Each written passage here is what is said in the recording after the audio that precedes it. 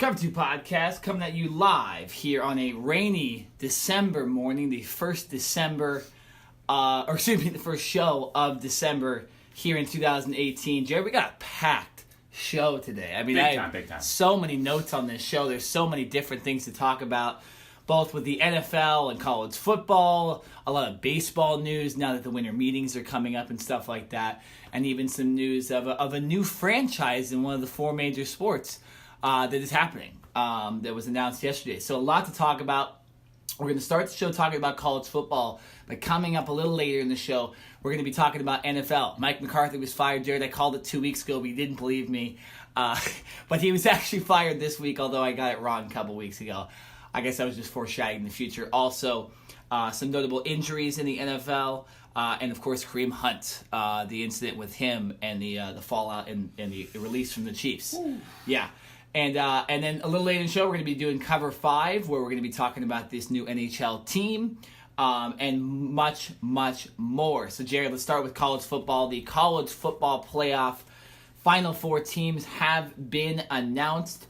It goes like this: number 1, Alabama; number 2, Clemson; number 3, Notre Dame; and number 4, the Oklahoma Sooners of the Big 12, after they defeated Texas and avenged their only loss of the season. Jared, your first thoughts on the final four teams? The first three, I think the majority of people would say the committee got it right. This was really about that fourth slot. And would Georgia have enough juice to stay at number 4? Or, because they have 2 losses, would an Oklahoma or an Ohio State jump into that mix? And obviously the committee decided to put Oklahoma in there, and it's we're a couple days into this and I still don't know how I feel about it, because with Oklahoma, you know that they can score points. So from an offensive standpoint, yes, it will be a shootout, it will be fireworks, it will probably be an exciting game from that standpoint. But defensively, they can't stop anything. So Literally.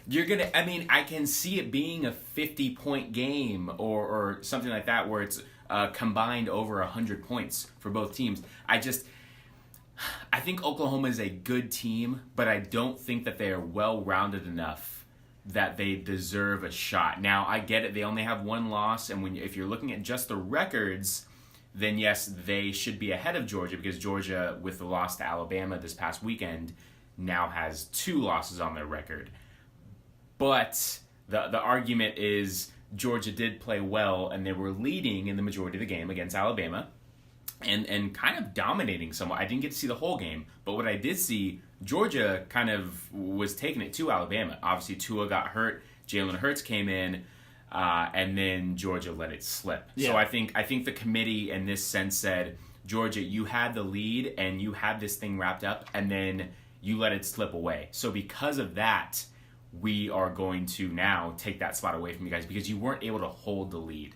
If it was like back and forth all game, or maybe if Georgia didn't let a 14-point lead slip in the fourth quarter, I think they might still stick in. But the fact that they lost in that type of fashion, I think that really rubbed the committee the wrong way and basically elevated Oklahoma into that spot. This has been the big debate ever since they announced this Final Four on Sunday. Were these the best 4 teams, or were these the 4 teams that deserved it the most? And that's 2 different things. Because I personally believe that Georgia is one of the 4 best teams. But I also believe that it would have been hard for the committee to set up a rematch between Alabama and Georgia, since people just saw that in kind of the tradition of college football bowl games, whether it be a Final Four or, let's say, the Rose Bowl, is to have matchups that aren't happening again. You don't necessarily want rematches unless it's, say, in the national championship, where you can't really control it. So, with me, I'm fine with Oklahoma, because Oklahoma was supposed to be here at the beginning of the season. They have one of the more popular quarterbacks, a Heisman finalist, a guy that's going to the MLB next year. Very interesting story. And they have a lot of talent. And I get that their defense isn't that good, but if you look at the teams that were behind them. The two teams that had a chance behind them, Georgia and Ohio State.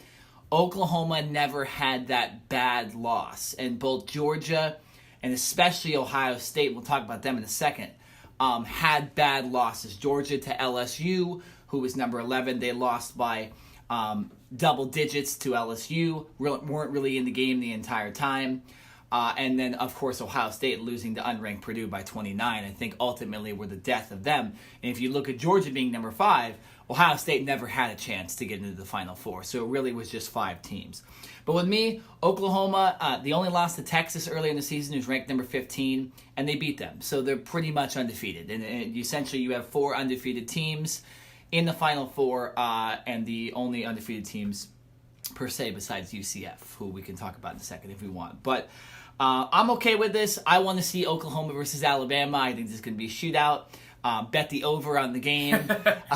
You know what I'm saying? And, after watching Alabama do their thing again and make their halftime adjustments like they have all season, I'm more impressed than ever that they were able to win that game with their backup quarterback, who's essentially started, but still their backup quarterback against a really good Georgia team. So can we talk about that for a second? I don't want to take too much time, but in today's college sports, not even focusing on football, but just college sports in general, there are so many kids that transfer after a year, after 2 years, after being recruited, right, for their entire high school career, and their heads are blown up. People are telling them they're the best thing since sliced bread, and you're gonna be so great.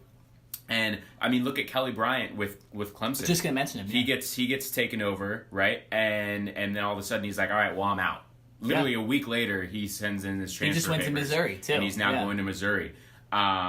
And in the case of Jalen Hurts, who has been to a national championship game before, he said, you know what? I'm going to ride this out. Now, it's not the best situation for me, and I'm sure I can go somewhere else and play, but I'm going to continue to be a leader on this team. I'm a veteran, and I'm going to stick this out. And guess what? Tua gets injured, and it's like a flip reverse from last year. It's so crazy. Because last year, Jalen Hurts is the starter, and then Tua comes in and saves the game. And then this year, you can't make this stuff up. So I just want to give props to Jalen Hurts for staying committed to this Alabama team, even though they did lose a little bit of confidence in him. And he did get his, I don't want to say revenge, but he got to get that, he got his moment back. Right. You know what I'm saying? And so, Jared, now here's the question. Who starts the game against Oklahoma? It's not a question. Tua starts. I agree with you. If Tua's healthy, Tua starts, and this has nothing to do with anything other than Tua is a better quarterback than Jalen Hurts. Yeah. Jalen Hurts was amazing. He gets all the credit in the world for reeling his team back, right, after basically being cold and just coming off the bench and being down to a Georgia team that looked pretty dominant at the time. He gets all the credit in the world. But let's not sit here and question ourselves. Tua is the better quarterback, and he is the one. I'm not saying that, obviously, if Jalen Hurts were the quarterback for Alabama, yes, there is still a legitimate chance they will be in the top 4 in this college football playoff. Tua elevates this team to a whole nother level, a whole nother stratosphere. So for me, as long as he is healthy, or even if he is 80, 90%, I'm putting Tua out there and keeping Jalen Hurts as the backup. Although, okay, you could argue that Georgia was the best team Alabama played this year, and Tua struggled. And it may have been because he was maybe hurt most of the time, but he's not an interception guy, and he threw a big interception in the red zone and just was getting sacked and wasn't making the best decisions. Do you think there is any thought in Nick Saban's mind that, hey, Jalen Hurts looked a little better in the moment, maybe I go with Hurts early in the game, and if he starts screwing up, then I bring in Tua? You don't think there's any of that going on? I'll say this, if you're Nick Saban, and you have to think this because way, he made the decision last year in the national championship, so right. I'm only saying he can't, Right. I'm gonna be as plain and simple as I can. Tua's the starter. Yeah. But he's on a shorter leash than he normally would be. And not necessarily because of his play, more because of his health. Yeah. So if Nick Saban or if anyone on the coaching staff thinks that Tua is not playing up to his potential, it's more than likely because of the knee. Whether he's not able to move around, extend plays, that type of thing. Because that is obviously a huge factor, right? It's his plant leg. you need that to be able to step into a throw and make a strong, solid throw. So I think this is more about the health as opposed to his actual play. So I won't be surprised if Tua does get pulled at some point, but I think it will be because of his health, not necessarily because of his play. That's just well. And if Nick Saban and the Alabama staff is smart, they should have both quarterbacks be ready for this game. Obviously, you normally do, but I think you need to give Jalen Hurts some first team reps during practice, and you have over 3 weeks before this game. This game is on the 29th. 29th. Yeah, 29th. Yes. So you have a long time. This is not coming up next week. This is not coming up 2 weeks from now. This is coming up a month from now. So you have plenty of time for Tua to get healthy, and I'm almost pretty sure he will be healthy by this game. But it'll be interesting, and if you're Oklahoma, if you already thought you had a daunting task, now you got to get ready for two quarterbacks, right? Because I have a feeling Jalen Hurts will be in part of that game, too, just because of the fact that Nick Saban now can trust him maybe a little more, now knowing that, just put him in the game at any point and he'll be able to play. You know what I'm saying? So, Alabama needs to be ready for a shootout, and Oklahoma needs to be ready for two quarterbacks. So that's going to be interesting. Okay, just looking at the other matchup real quick. We're not going to predict them because, like I said, the game's a month away. But look at the other matchup, Clemson and Notre Dame. Who do you think has the edge very, very early on just based on the end of this season? I would say it's Clemson. I think Clemson is the better team. I think they've shown that throughout the year. I would say this is the more evenly matched game, and I don't think that's a question at all. Notre Dame obviously comes into this game, and they're going to have basically an extra week. They're going to have like a month and a half off because they don't play in a bowl game. So Clemson had to play in a bowl game, obviously, prove that they deserve to be the number 2 team right behind Alabama. And Clemson should win this game, right? I know we're not going to make picks, and I'm not, but Clemson should win this game. They are the better talented team. I think they have had the tougher schedule per se. And really, like I said, this isn't anything against Notre Dame because Notre Dame for the players, they did what they're supposed to do. They went out and they went undefeated. They took care of their schedule. They did what they had to do. It's just for me, in the back of my head, every time I think of Notre Dame, I just always think about the non-conference and the fact that they weren't able to play in a conference championship game. That always sticks with me, right? So, but they're in. It's final. That's it. This will be a closer game than some people expect. I don't expect Clemson to blow Notre Dame out. I think Notre Dame's defense is formidable, not great, but good enough. And let's all remember, Trevor Lawrence is a freshman, so this will be really his first time in a huge spotlight, right? Let's all remember. I remember his first play in college earlier this year at Texas A&M. He came in for Bryant. First pass, he throws a touchdown. Yeah. Right? And everyone, I believe it was Kirk Herbstreit, said, this kid's special, right? From that first pass, everyone's on this kid's bandwagon. Yeah. And it's not a bandwagon anymore because he's proven that he is legitimate.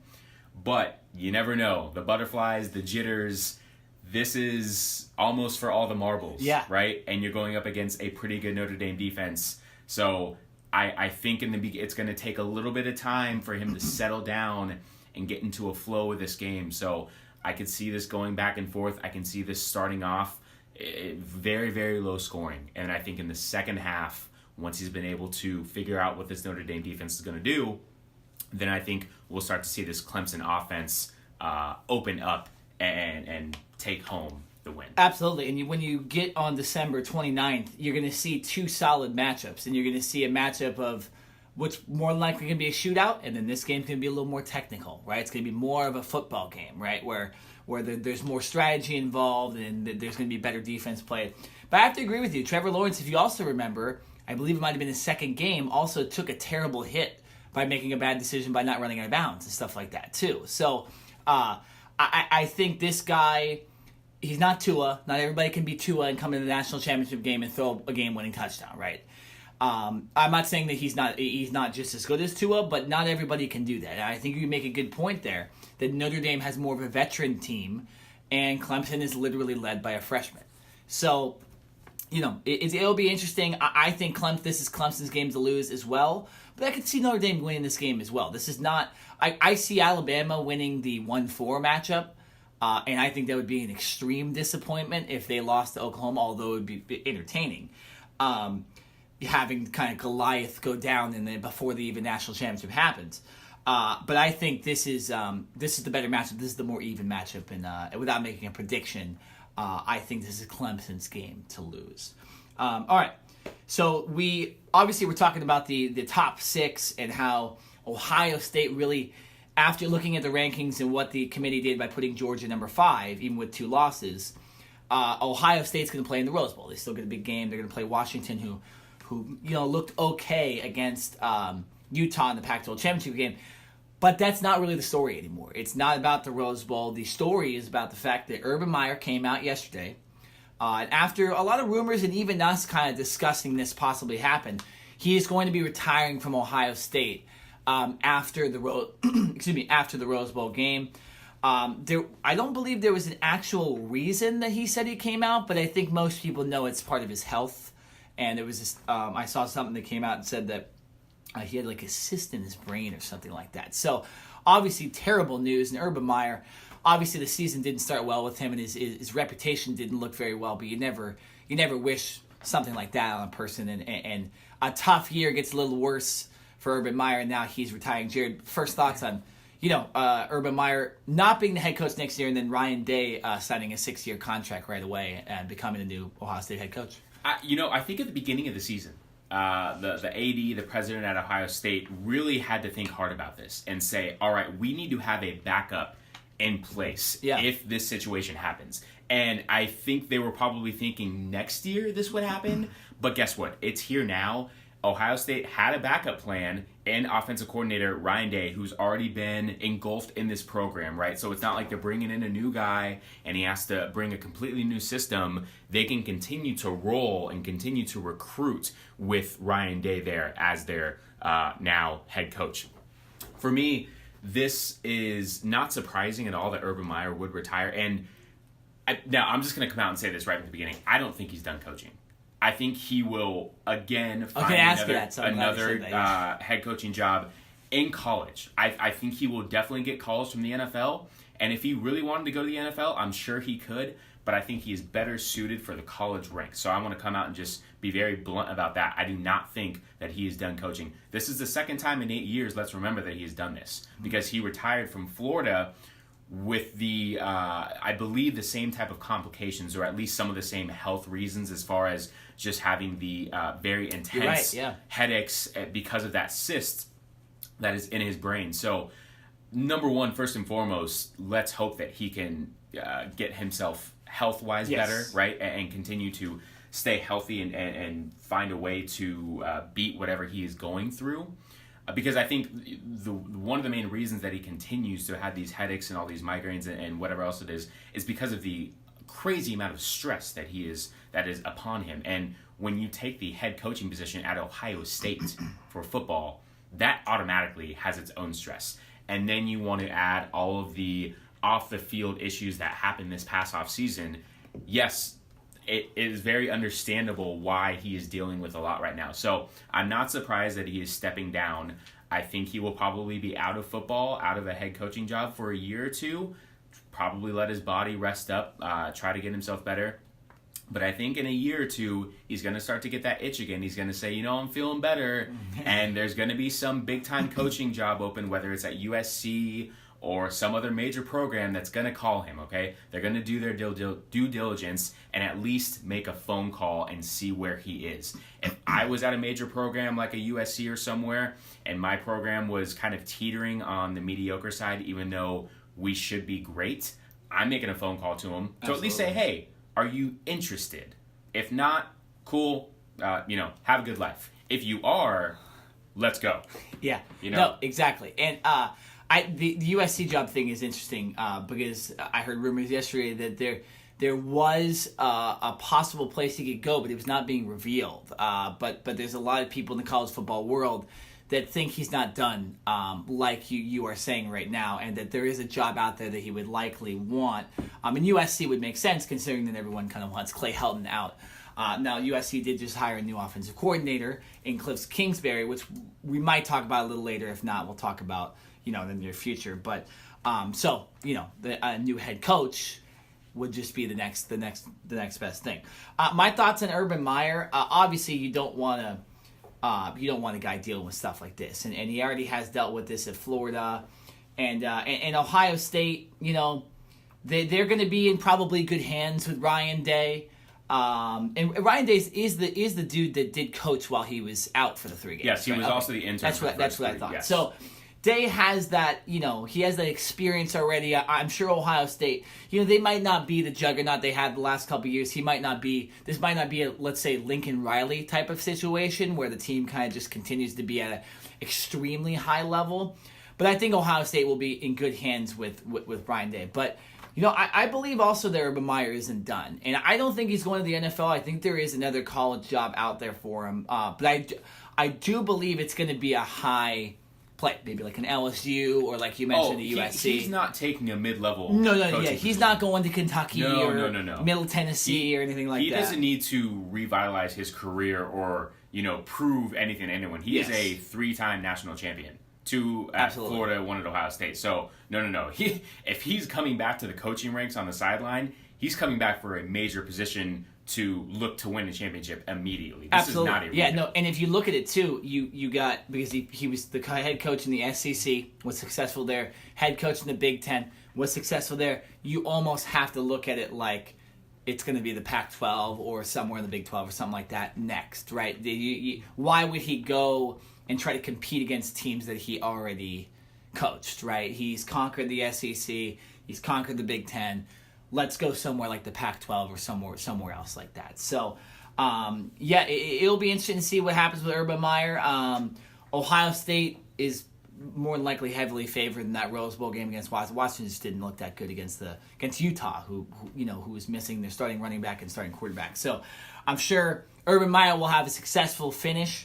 Good for Ohio State. They obviously figured out their head coach real quickly and didn't make this a big thing, right? They signed Ryan Day to a 6-year contract. They didn't go, okay, interim coach, right? No, they got their next head coach and they are ready to go.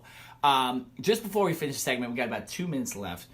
Jared, what's a bowl game besides the Final Four that you're looking forward to watching? The kind of the next best game that you're looking forward to?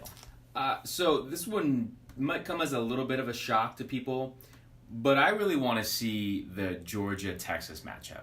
And I want to see it for 2 reasons. One, I want to see how Georgia responds, right? Because Kirby Smart came out before the Final Four was announced, and basically flat out said, if you want to see the 4 best teams in the college football playoff, Georgia deserves to be in it, right? And he said it with not a lick of hesitation. He was completely confident in his team, and at the time, I kind of believed him. Obviously, they'd just gotten home from their loss to Alabama, but he feels that his team, talent-wise, is one of the top 4 best teams in the country, and I agree with him. So I want to see how this team comes out against Texas.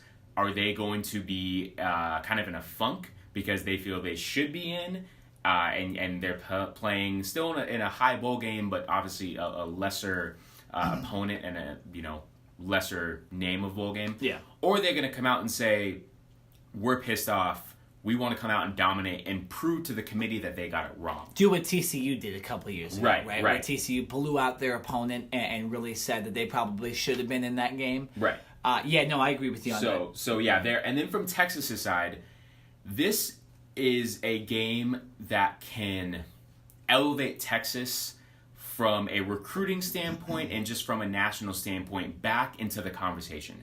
We all remember Texas back in the early 2000s when Vince Young and that Texas team went and beat USC in the Rose Bowl. And obviously Texas is a well-known football program, but that was really the last time, in my opinion, that they were really on the map. It's been a very long time. They had Mac Brown. They after that game, they went on to Colt McCoy, right? So they did some good things, but the last 5-6 years, they have been non-existent and mediocre at best. So I think this is the game in the All-State Sugar Bowl where Texas can come out and say, hey, listen, guys, we're back. We're the old Texas. We need some more respect. We need people to start talking about us. So obviously Texas beat Oklahoma in the regular season. They lost to them in the Big 12 championship. But I think Texas, they have a lot on the line as well as far as, hey, we want to get back into this conversation and we deserve to be there and for recruiting purposes as well. So I'm really looking forward to this matchup on both sides.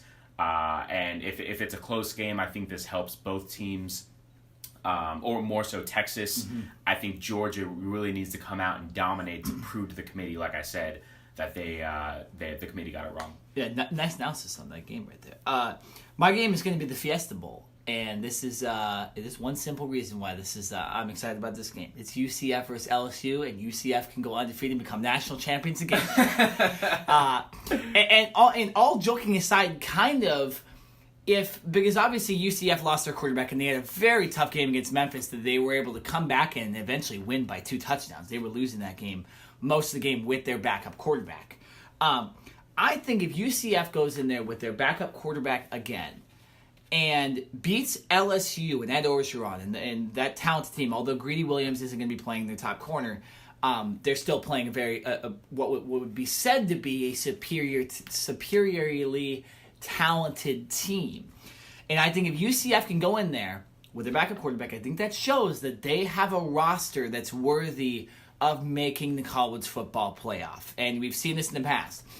Ohio State with Cardell Jones. They had a roster that was able to just go on and not only get into the college football playoff with their third-string quarterback, they were able to win it all. I think if UCF can win the Fiesta Bowl against LSU, a team from the SEC, one of the powers, with their backup quarterback, that shows that they need to be considered next year. And maybe their ranking needs to be elevated a little more if they go undefeated next year to get them into that college football playoff. My brother and I were talking about this last night.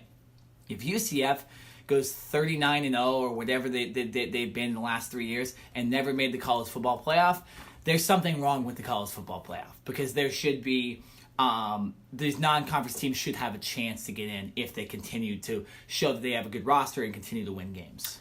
The last thing I want to say, because I know we do need to wrap this up and get going, is I think the committee made a statement. As much as I've said that I feel that Georgia should have been the 4th team in the college football playoff, I think the committee took a hard look at this from every angle and for some reason put Oklahoma in, because they know at some point in the next couple of years they're going to have to expand to 6 or 8 teams. Mm-hmm. And I think by putting Oklahoma in this, I think that's showing other teams like a UCF and like, LSU and Ohio State and some of these other teams that have a shot that, hey, if you do well enough and if you play well in your conference championship game, then you can get in. So if Oklahoma didn't get in and it was Georgia, I think that would have kind of sent a message to the rest of these teams that you basically have to either dominate, and completely go undefeated in a Power 5 conference. Yeah. Right?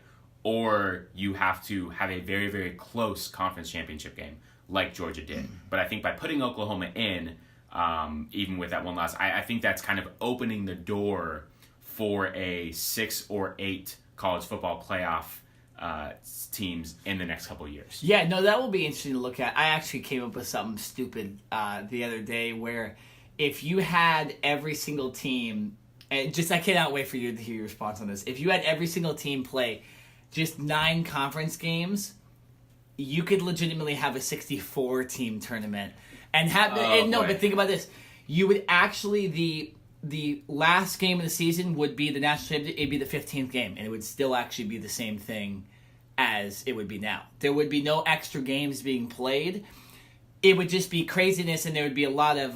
But like that would be the only way to really ensure that there was no. The 64th team ain't beating Alabama ever, right? So there would be never any talk of who made it and who didn't make it. It would be. It would more than likely be talking about seeds, but that would be the only way where people are going to shut up about this, like who made it and who doesn't. Yeah, see, I don't, that's a crazy thing, but it actually could make sense. I mean, you're talking college basketball right now in that sense, as far as the seeding and the ranking goes. I don't like that from a college football standpoint, because I think the reason why we're talking about this right now, right? The reason why there's so much intrigue about this is because it's about getting the best teams in. And Georgia looks like they're one of the best teams. Right. So the more you expand it, the more you're opening up the opportunity for good teams, good to mediocre teams, right? I think what the committee wants to do, and this is a tough thing to do, is you want to keep this minimal to where only the great teams get in, right? Mm-hmm. This is, no one gets to just walk in here. You have to earn it. You have to be able to deserve this. So I think they don't want to just have it get to a point to where there's 10, 12, 15, 20 teams, and that kind of lack of greatness kind of goes away. Yeah. So I think a 6-team or at most an 8-team playoff is as far as they should go, because you get any more than that, and it's like, I mean, I don't know. Well, you'd have to lower the amount of regular season games, right? You can't have guys playing more games than NFL right. games. So let's look. If it was an 8-team playoff at the current moment, UCF would be in as that 8th seed, which would be interesting, and that I would think is fair. Okay, so you would have Alabama playing UCF. Is that fair? The back-to-back, the 2 national champions last year. I mean, but UCF, that would actually lay their claim is like, hey, if we go in and we beat Alabama in this first game, nobody really does know if they would actually be able to go in and beat them. And I don't remember who they played last year, but they did beat the team they played in the bowl game. And that's why I'm saying last year with this, and we do need to go to break.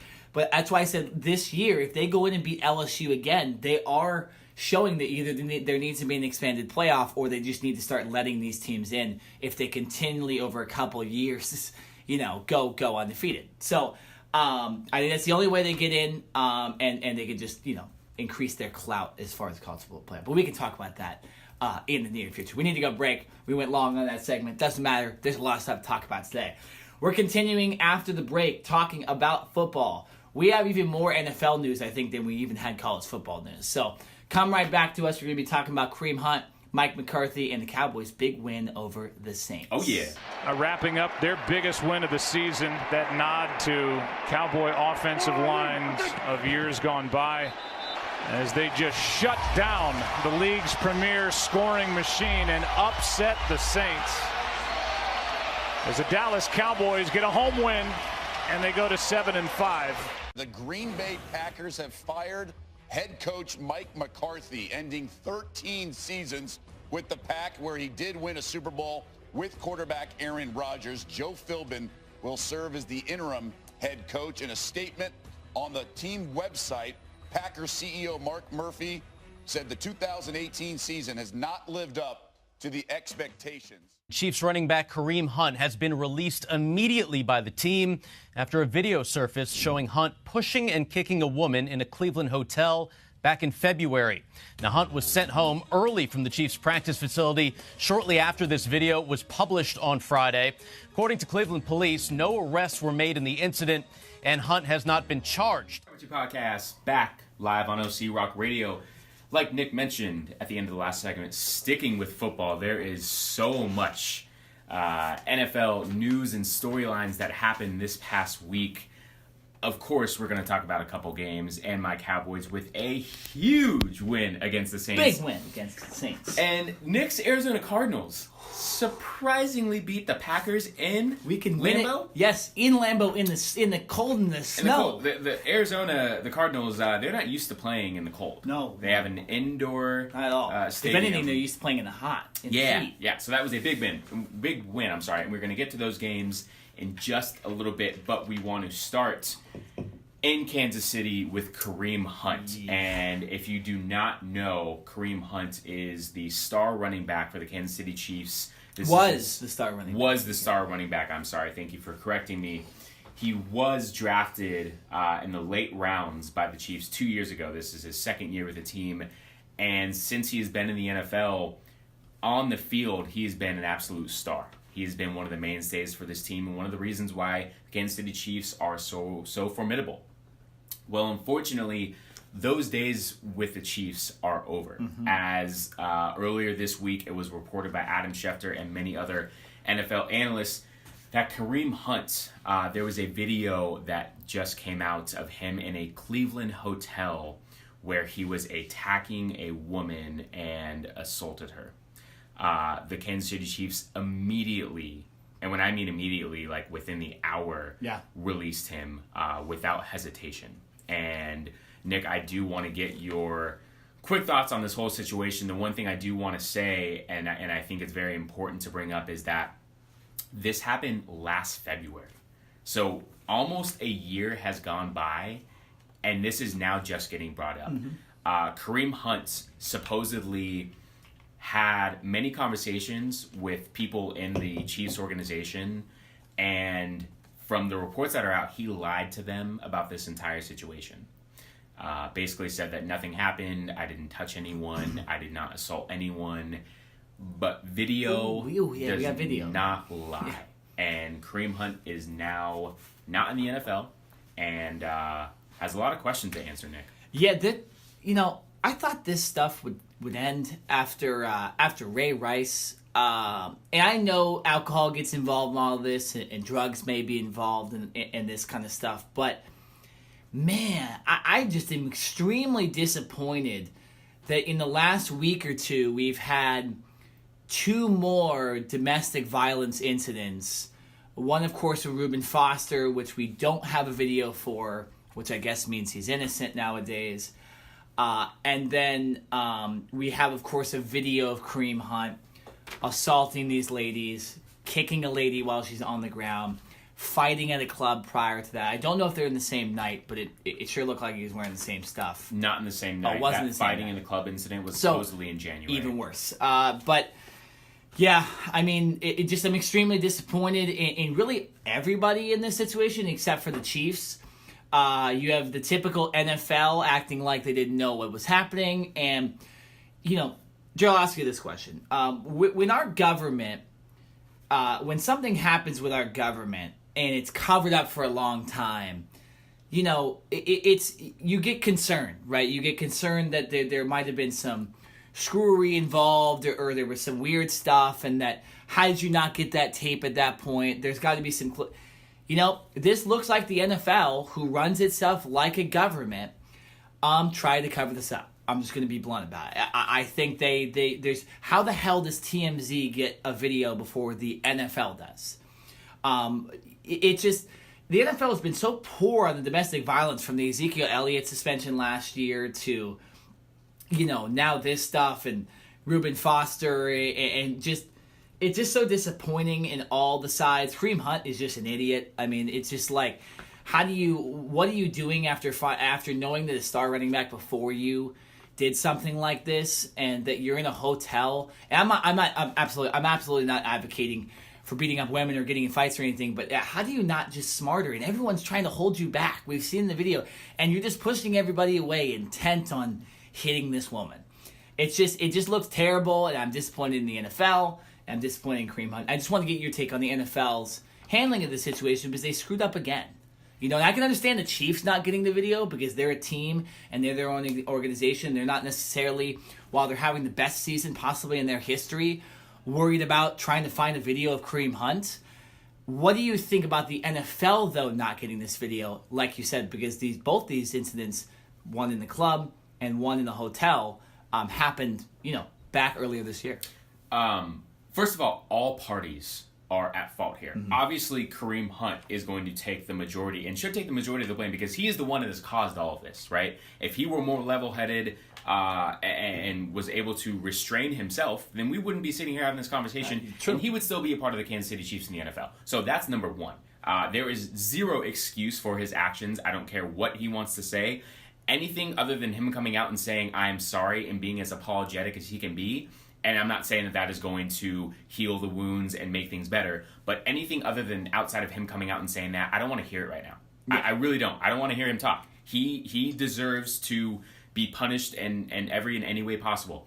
For the Kansas City Chiefs, I completely disagree with you, because yes, they are their own organization, but it is also their job to do their own due diligence within their locker room. So I'm sure they were speaking with the NFL, and reports came out that the NFL told the Chiefs not to do any further investigations because the NFL would take the reins on this. Well, and that's why I'm saying that I don't think there's much blame for them, though, too, because I think Listen, you can't be naive. You have to. The Kansas City Chiefs are an NFL organization. You have to know that the NFL has made major slip-ups in this before. So why would you guys not want to cover your own selves and at least try to get your... We hear this all the time with organizations that do their own internal investigations, quote-unquote internal investigations. So why would the Kansas City Chiefs not want to do their own internal investigation, whether they told the NFL and Roger Goodell or not? If I'm the owner or the GM or even the coach of the Kansas City Chiefs, I want to do my own investigation internally, and that way when the NFL does their investigation, you can then match things up and say, okay, this is what we got, this is what you guys got, now let's come together. For the Kansas City Chiefs to just come here and say, oh, well, don't worry, it's just a domestic violence case, we'll let the NFL handle it, that to me shows a lack of negligence on the Kansas City Chiefs, and I'm now almost as upset as I am with them as I am with Kareem Hunt. There's no excuse with this. I'm not letting the Kansas City Chiefs off the hook at all. Well, and to play your case a little bit, the Chiefs had an incident with Javon Belcher a couple of years ago where Javon Belcher ended up shooting himself in the parking lot in front of all the team management after he'd gone on... did he kill his girlfriend? Or I can't remember. He assaulted his girlfriend, who I believe was pregnant at the time, and then obviously ended up shooting himself in the Chiefs parking lot before a game. So in that case, I get that you'd think the Chiefs would be a little smarter with this, but I think you let for example, and I know this probably is not the best example, but for example, if something happens with domestic violence, you're going to let the police take care of it, right? And in this case, the NFL or the police. You can do your own internal investigation, but a lot of times the police are going to have more resources. They're going to be able to find more. So while, like I mentioned, you're having the best season possibly ever as your franchise, and you don't necessarily want anything to be, ruining that in a way. Not saying that they wanted to cover this up or anything, but you're focused on this. I think they let the NFL take care of this and said, you know what, the NFL, you guys do this. You guys should be able to find this information better than us. And that's why I'm not saying there's no blame on the Chiefs at all, but I am saying that I think they let the NFL handle this, and you let the kind of bigger person handle this, and this is what the NFL was in this situation. I completely disagree, because this is basically like saying, this is like, fool me once, shame on you, fool me twice, shame on me. This is like when you say, if someone comes up to you and says, give me your money or I'm going to punch you, right? You don't give them the money, they punch you. Second time comes around, they say, give me your money or I'm going to punch you. What do? Yeah. You're probably going to give them the money. Well, but are you saying that, so you're comparing the with Belcher and then Kareem Hunt? Or you just What I'm saying is, the Chiefs should know how the NFL handles things, how poorly they handle things, right? Yeah. They should know that and say, we can't trust the NFL to, with all the resources that they have, to come out with all the findings of this. We need to, whether you want to say they're helping the NFL or they're doing this on their own to cover themselves, the Kansas City Chiefs should have done more, right? And when you sit here and say they don't want to ruin their best season in NFL history, this is not about football. Football goes way out of this conversation. This has nothing to do with football. This has to do with a grown man who was 23 or 24 at the time assaulting a 19-year-old woman. Okay? That I don't want to hear about like he was drunk or he didn't know or any of that stuff. This is 2018, where this man was old enough to understand what he was doing and his actions. I don't care what the woman was saying to him. I don't care if she was calling him names. I don't care if she was drunk. There is no situation, unless that woman had a gun pointed to Kareem Hunt's head, where he should have physically assaulted her. Yes. So in this instance, I don't want to hear about the Chiefs' record and how good of a season they're having. Doesn't matter to me. The Chiefs should have done their own due diligence, and if they got had to forfeit games because of this, then you know what? That's life. Yes. This is. And now I'm going to the extreme in that point, but I'm trying to make my point as everyone was at fault here. Kareem Hunt was at fault for starting this. The Chiefs were at fault for not pursuing this and trying to find all of the facts. And the NFL was wrong in this and not requesting the video of this Kareem Hunt incident until last week. It's ridiculous. This is, we are now on December 5th, 2018.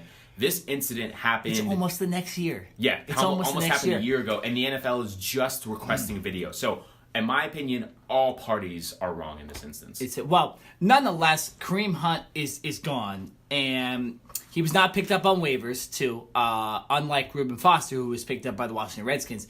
So, clearly, I guess we have this case again, whereas if it's caught on video, no exceptions, fired from the league, fired from your job. But if it's not caught on video and there's just rumors, you get to play. I mean, we've even heard about this with the Chiefs, also with Tyreek Hill, who I don't know the extent of what he did, but I know there's some domestic violence or some assault against a woman with him involved, too. So, the NFL, man, there's so many things that are frustrating with them because obviously you have, and we're going to talk about this a little bit in Cover 5, so I'm not going to mention it real quick right now, but you have Colt McCoy getting injured, and Mark Sanchez is their quarterback, and you'd think that Colin Kaepernick would probably be a better player to come in there and play since he's just more talented than Mark Sanchez. I don't think anybody doesn't believe that. But again, the NFL will pretty much not allow Colin Kaepernick to come in, but they'll let Reuben Foster play. And like you said, they'll kind of cover up the Kareem Hunt stuff. And it just doesn't look good at all. And I'm just extremely disappointed in a lot of these big wigs in the NFL. You know what? You have got me to believe that there is a little more fault that I'm giving the Chiefs. I'm still not going to say that they're complete because I think if the NFL can't find the video, how the Chiefs going to find this video? You know what I'm saying? I don't know. But I do think that there's just a level of disappointment with all these grown men and women in the NFL that they just cannot figure this out. I know we need to move on to the next topic, but how about this? How about the players or the perpetrators or whoever do this? Stop hitting women. Stop being idiots. Oh my goodness. How about you stop doing that, and then we won't have to sit here and talk about the NFL and these bigwigs making mistakes and not going through proper investigation protocol. How about you guys just play and keep your noses clean? How about that? And this is why guys like this is why when people go, why did that guy drop so far? It's because NFL teams, this might happen. You might have to just release Kareem Hunt one day, or you might have to release Ray Rice, or you might have to release Reuben Foster one day, and you don't want to waste the draft pick on these guys that have problems. Maybe that's where it starts. Maybe these teams have to start by not even drafting these guys, right? And saying, hey, sorry, you had an incident in college football or while you were in college with a woman, and we don't think that you're the best person, and besides your talent, you really don't deserve to be in this league. So maybe that's where it starts. Maybe they... when draft day comes on, these combines come on, the NFL, big wigs are a little more strict on these guys with drafting them and stuff like that. Because, you don't get drafted, then you really, really know you screwed up. And I know you got to give people chances, and people are young in college, and there's a lot of stuff that happens when we're younger and stuff like that. Not advocating, like I said, to beating up women, but stuff happens sometimes when you're drunk and stuff like that. So maybe the NFL needs to be a little harder on draft day as well by not even taking these guys to their teams and saying you can have all the talent in the world, but if you do something like this, you cannot play in our league. Because most of us, if we did something like this, wouldn't be able to get normal jobs as well. Let's move on.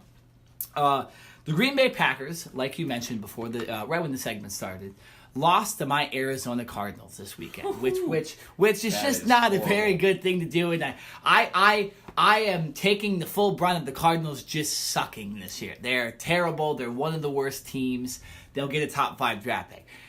The Cardinals should not be beating the Green Bay Packers in Green Bay while it's snowing. And by the way, with their kicker, who we just signed, Zane Gonzalez, kicking the winning kick. And Mason Crosby can't even make a kick in his own stadium. It's just unbelievable that the Cardinals won. But nonetheless, because of this, Mike McCarthy's gone. And although Mike McCarthy probably would have gotten fired when the season ended on Black Monday, he's now fired because he can't lose to the Arizona Cardinals. I saw some tweet the other day that said the 2 things you can't do at your job, whether you're in the NFL or anything, is watch porn on your job's Wi-Fi or get beat by the Arizona Cardinals at home. Those are the 2 things you can't do at your job. So, not all of us get to get beat by the Cardinals at home, but nonetheless, Mike McCarthy's gone. Jared, what are your thoughts on this? I'll ask 2 questions in this. What are your thoughts on Mike McCarthy getting fired, and do you think Aaron Rodgers had anything to do with it? Internally, yes, of course, Aaron Rodgers has something to do with this, because if you're the management of the GM of the Packers, you're sitting here and saying, okay, listen, who would I rather have, right? Because it doesn't take a genius to figure out that Mike McCarthy and Aaron Rodgers were not necessarily on the same page. They more so had to be, because one's the head coach, one's the quarterback, and you just have to talk to each other. That's how it goes, especially when the head coach is the offensive coordinator. It's going to happen. I'm taking Aaron Rodgers every day of the week and twice on Sundays. As good of a coach as Mike McCarthy is, he's a Super Bowl winning head coach, by the way, and I think a lot of people are forgetting that fact right now because of how poorly of a season the Packers are having. But at the end of the day, you are going to side with your $100 million quarterback that can still lead this team, right? And obviously at this point, the Packers are 4-7-1. They're not going to make the playoffs. This season is basically over. I'm not necessarily a fan of the Packers firing Mike McCarthy at this point. I feel that he has deserved the right as being a Super Bowl champion with the Packers, having your own street named after you in Green Bay. I think he's deserved the right to at least finish out the season and then be fired at the end of the season. So I don't agree with that. But they did what they did, and I think the writing was basically on the wall. It was either going to be, we let Mike McCarthy go, or we have to trade Aaron Rodgers. And no one in their right mind is trading Aaron Rodgers. So, listen, this is, I don't want to say a rebuild, but I think the Packers are going to have to find, whether it's a Josh McDaniels or another big-name head coach, to come in and keep this train rolling. Because Aaron Rodgers, for as great as he is, he's starting to get up there in age. I think he's in his... I think he's 33. 33, yeah, right? That's, so that's obviously, older. yes, Tom Brady's 40, and Aaron Rodgers has said that he wants to play into his 40s, which I totally believe. Yeah, I think but he it's can do not that like too, yeah. Aaron Rodgers is 26, 27, and he's just like completely in the prime of his career, right? He's getting to the point to where, all right, guys, we need to start winning now, okay? So for the Packers, the next biggest decision they have is, who are we going to bring in to continue to elevate this team, right? Yes. They cannot bring in a rookie head coach or someone who has never been a head coach before, who's just been a coordinator, and he's the hot name because he's done well on a team that's doing good, right? You have to bring in someone with experience, someone that's somewhat of a big name. Like I mentioned, a Josh McDaniels, who's currently the offensive coordinator with New England Patriots. I think that would be somewhat of a good fit. But someone that can come in, knows how to be a head coach, and can hopefully gel well with Aaron Rodgers. I think Green Bay Packers have to hire Josh McDaniels if he's free, because McDaniels has shown that he can do well with a star quarterback, and that's Tom Brady. And he even I'm not wrong with this, right? Was he the coach when Tim Tebow was on the Denver Broncos, or was that John Fox? I believe that was John Fox. John Fox. Okay. You know what? I'm thinking of? I know McDaniels, they had a crazy touchdown in the playoffs or something like that with McDaniels too. But nonetheless, the guy, that's not besides the point. The guy is able to lead Tom Brady to Super Bowls every single year as his offensive coordinator, right? And McDaniels was, if you remember before the season, was going to get the Indianapolis Colts job, and I think Bill Belichick might have promised him something like that. A little insider Patriots job right there. But McDaniels was going to go and play with another star quarterback. And Aaron Rodgers didn't have an injured shoulder before this year, so this is even a better situation. Now, there are some factors. Some people don't want to live in Green Bay because it's a very small town, and I was discussing this with other people. Literally, the entire town is 100,000 people.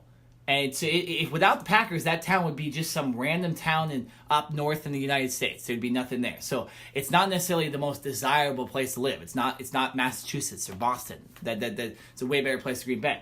But you do have this quarterback that you could lead to a Super Bowl.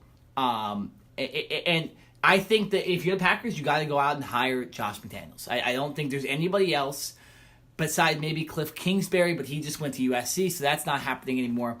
One of these offensive gurus, that's where the NFL is turning, and McDaniels, I think, is actually the best one out of all of them, even better than Sean McVay. So I think they have to go sign Josh McDaniels. Obviously, that's not the easiest thing because he's not a free agent and he's offensive coordinator of the Patriots, but I think they'll be able to get it done, and you won't have this clash between the head coach and Aaron Rodgers like you did with McCarthy, and Aaron Rodgers, which went back all the way back to 2012, according to Jeff Saturday. So I think you got to go hire Josh McDaniels, and that will give you the best chance to win a Super Bowl. Yeah, I don't disagree with that. Yeah. I think see, the thing is, Josh McDaniels was smart. Yeah. So he takes the head coaching job in Denver. It doesn't go well. What does he do? He goes back to New England to revitalize himself and say, all right, I'm going to stay here. I know that I can do well with this team under Bill Belichick. They still have Tom Brady. And he got a job with the Colts. Right? He just declined he had the job, Yeah. and he declined it. I'm still a little skeptical as to why he declined that, because whether he didn't want to have a rebuilding situation, whether he was unsure if Andrew Luck's shoulder was going to be healed. Okay, but still, I think it was wrong for him to basically accept the job and then back out, right before the news conference. But luckily for the Packers, he potentially could be available. So if he is, then I think, yes, he should be a top name for that Packers team. Absolutely. Well, I'm sure we'll be talking about this more because the Green Bay Packers, they did, Joe Philbin is the interim coach, but I don't think anybody expects him to be the head coach next season. So we'll definitely be talking about this, as we move on. But we do need to move on in this segment. We're running out of time. Real quick, Jared, because we only have about 2-3 minutes left in this segment. Just tell me your thoughts on the Cowboys. Obviously, try not to be biased with it, but your thoughts on the Cowboys beating the Saints and finally showing everybody the recipe to beat the New Orleans Saints. Ooh, this game last Thursday, I'm still surprised by. Yeah. And listen, I went into this game saying, all right, the Cowboys offense, they're going to have to score 30-plus points. It's going to have to be some type of shootout. I know the defense is good, but right now the Saints look unstoppable, right? Like, who is going to... I thought they were best team. Who's going to stop Drew Brees, right? They're scoring 40 points left and right. I mean, Drew Brees has thrown like one interception all year. I mean, the dude's just lighting everyone up on fire. It doesn't matter who you're playing. So the Cowboys go in, and they hold the Saints to, I believe it was 10 points? 10 points is 13-10. 10 points. Yeah. Absolutely astonishing. Drew Brees with the third worst QBR ever in his career. Yeah, and the only reason that the Saints scored that touchdown was because Randy Gregory decided to run into the punter and gave the Saints a short field, and Drew Brees scored a touchdown either on the next play or shortly thereafter. But really, for the most part, the Cowboys' defense was completely they looked in that game like a championship They were defense. hitting, too. They were hitting, Yeah. too. Their linebackers were flying all over the place. Their defensive line was being very disruptive. And I think the recipe for success that every single defense will tell you is you have to get pressure in the face of a quarterback. It's one thing to bring outside pressure from your defensive ends, but the quarterback has an opportunity to step up in the pocket and or kind of maneuver their way around it. Mm-hmm. If you get pressure from your interior defensive line right in the quarterback's face, it's tough for the quarterback to move and go anywhere. And that is what the Cowboys were able to do very successfully in this game, was disrupt Drew Brees and his seeing eye availability. And another thing, Drew Brees is not very tall. I think he's like maybe 6 foot. So it's not like he can sit here, he's not Joe Flacco, he's not Cam Newton, he can't just sit here and throw over defenders because he's just not that tall. So, I have to give a lot of credit to the Cowboys. Their offense did just enough. The one critique I will say is the Cowboys need to do a better job of scoring touchdowns and not getting just field goals. Yes, absolutely. The Cowboys they did get somewhat lucky in this game towards the end because it looked like the Saints were building a little bit of momentum. And while the Cowboys were able to move the ball, they did have to settle for a couple field goals. They did have a turnover in the red zone as well. So obviously a great win, but still a lot of areas that the Cowboys can clean up and get better at. Yeah, and I wrote this down. Can they do it? Can they do it again? Because there's a chance they play the Saints in the playoffs this year, and because it looks like the Cowboys are going to make the playoffs this year. I think they're the best team in the NFC East. The Eagles didn't look that. I mean, they looked okay against the Redskins, but they couldn't put up even that many points against the Washington Redskins and let Adrian Peterson run 90 yards past all their defenders. And here's another interesting fact. The Chicago Bears, after they lost to the Giants in an OT game this past weekend, they're only one game above the Cowboys in the playoff seeds because you have all the conference champions, the division champions all in the top four. Cowboys 4, Bears 3. And the Bears play the Los Angeles Rams this week. So the Cowboys, who the Cowboys play this week, Jared? The Eagles. The Eagles. So I think the Cowboys, if the Cowboys beat the Eagles, which isn't the hardest task, and the Rams beat the Bears, the Cowboys are in third place, which is a higher seed. It doesn't get them to that bye, but then they end up playing a 6th seed who could end up being the Eagles again, the Vikings who disappointed against the Patriots, the Panthers who disappointed for the 4th straight week again against Tampa Bay. That is where you want to be, because you can, and then you say the Cowboys win that game, then they play the Saints, who they've already beaten, right? So this is, the Cowboys can really, with these wins, and with this win against the Saints, really put themselves in the driver's seat to, if they can keep winning and stuff like that, possibly get to the NFC Championship game with easier matchups than even, say, the Rams, right? So the Cowboys, Cowboys are on top of the world right now. I do think Dak Prescott needs to play a little better, though, but nonetheless, this defense looks like world beaters, and they don't even have Sean Lee. He's supposed to come back this week, by the way. Real quick on that, we got about a minute and a half. I extended the segment a little bit. Thoughts, should Sean Lee get the just full starting job back over Leighton Vander Esch? Because Jerry Jones said that Sean Lee was going to get it, but there was a lot of pushback on that because of the way Vander Esch played in this game against Saints. This you know what this is? This is a great problem to have. Exactly. You have, the Cowboys right now have 3 good to very great linebackers. Sean Lee, when he's healthy, and I know that he's not been able throughout his career to put together a full 16-game season, but when he is healthy, he is one of the best linebackers in the NFL. And this is not me being a homer. Go look at his tape. Ask anyone, a teammate or an opponent. They say the way that he studies, the way that he just knows the game, he's one of the best. So I'm reluctant yet to sit here and say that I want him back in the starting lineup. But then again, when he's on the field, when he's healthy, he's able to diagnose plays and literally call out the offensive plays like no one else. So I think what the Cowboys should do is bring him back in slowly and basically have a rotation. You keep Jalen Smith. If you want to go to like a 3-down lineman and use Jalen Smith as the 4th rusher, because in college at Notre Dame, he was very good at being a rusher off the edge. So you can do that, and that way you can have Vander Esch and Lee still on the field. But I think the best situation would just be to rotate him. Have Lee play 2 series, then sit out a series. Or play 1 series, sit out 2 series. You know what I mean? Something like that. It's a great problem to have. Ease him back into the game. There's no reason why he needs to play 100% of the defensive snaps for the Cowboys. Ease him back in. I don't care if he only plays 15 snaps. Let his leg get loose, right? Let him get a feel for the game again.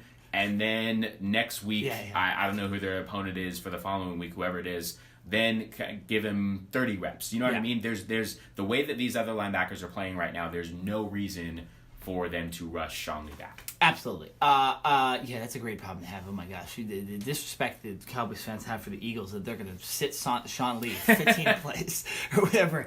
It just shows. I agree with you, though. I think they'll beat the Eagles, and I think they'll end up being in 3rd place after this week because Rams play the Bears. So, but nonetheless, we're going to move on. We're going to be coming back with Do You Care? And we have so much to talk about, I don't even know what's on Do You Care coming up, okay? Because we're going to put some of it in Cover 5 and some of it in Do You Care. So, it's a surprise. No matter what, it will be something, 6 questions at least will be good. And we'll be right back here on the Cover 2 podcast with Do You Care? Deontay, we'll start with you. Did you feel as though you won the fight, or do you feel that you got away with being fortunate with that draw? I think with the 2 knockdowns, I definitely won the fight. We poured our hearts out tonight, you know what I mean? We both were warriors. We both went head-to-head, but with those 2 drops, I feel like I won the fight. I didn't think he had control of the fight. I think I let out just as much as he did. Former NFL cornerback Brandon Browner, who was arrested in July after breaking into his ex-girlfriend's house and attacking her, has pleaded no contest to 1 count of attempted murder and 2 counts of willful child endangerment, as the woman's 2 children were present at the time of the attack. TMZ reports that Browner's plea led to the remaining charges of robbery, burglary, and false imprisonment being dropped. He was subsequently sentenced to 8 years in prison, of which he's already served 300 days. Browner last played with the New Orleans Saints back in 2015. The Chicago Bulls have fired head coach Fred Hoiberg. Hoiberg had been the Bulls head coach since June of 2015. In more than 3 seasons at the helm, the Bulls had a losing record of 115 and 155. Since last year, the Bulls have been in a major rebuild, getting rid of veterans Dwayne Wade and Rajon Rondo and trading Jimmy Butler to the Minnesota Timberwolves. The Bulls' 5-19 start to this season is the 3rd worst record in the NBA. We are back here on the Cover 2 podcast, and Jared, on this gloomy day, do you know what time it is right now? Ooh, what time is it, Nick? It's time for Do You Care? This is the part of the day where we decide to ask each other if we care about certain sports topics, and we have some good ones on here, Jared. We got people going to prison. We got people with nerve problems. We got guys skipping giant bowl games. And we got guys getting up from 12th round knockouts and standing up and finishing the fight. So, Jared, like we usually do on most Cover 2 podcast days, you get the first question here. Yes, sir. And the first question is going to be, do you care that Fred Hoiberg has been fired as the Chicago Bulls head coach? No, I don't really care. And I mean, listen, I'm not sitting here and saying that I'm not a Bulls fan, right? And the thing is, the Bulls have been irrelevant for a couple years now. I mean, Derrick Rose, was probably your last superstar, and then he obviously has a bunch of injury issues and torn ACLs. And then you get a rising superstar in Jimmy Butler, and you trade him away, right? You have a good coach from Doc Rivers' staff and his tree that comes over, and then you let him walk away as well.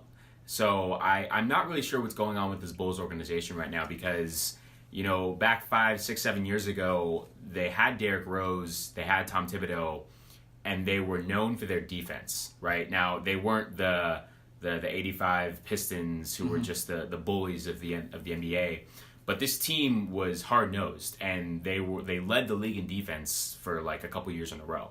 And all of a sudden, the NBA obviously has turned into a 3-point shooting contest, right? But they completely went away from what they were successful at, and now this team is in pure mediocrity. They have been irrelevant, even though they are in the East, and you would think that they could at least contend there, and they just haven't. So their current record at the moment, as I pull it up, they're know terrible. that they are They're horrible. They're like 5 wins. Dead last. Yeah. 5-20. So, the days of Michael Jordan are long gone, and I really don't know. This team has so many holes that it's tough to pinpoint one area and say, okay, this team just needs one piece or two pieces, even though we all know that in basketball, you get a LeBron James or a superstar caliber player and they can elevate you just like that. I think even if this Bulls team did get that type of talent, they would still need other players. The one caveat, and I guess rising star on this team would be Wendell Carter Jr., who came out of Duke. He was their first-round pick this year. He's played very, very well as a big man for them, trying to save the big man because they're becoming extinct in the NBA. So I'll give them that.